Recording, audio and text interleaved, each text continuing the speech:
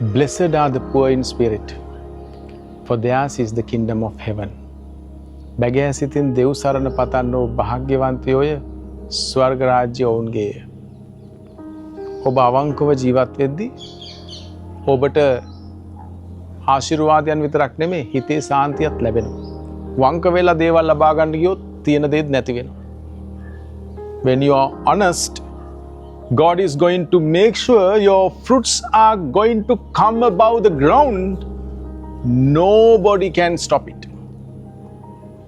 ඔබේ ඵල මේ පොළව අසාරු කරගෙන ඇවිල්ලා ඔබ සාර්ථක කරන එක කිසි කෙනෙක්ට නවත්තන්න බෑ.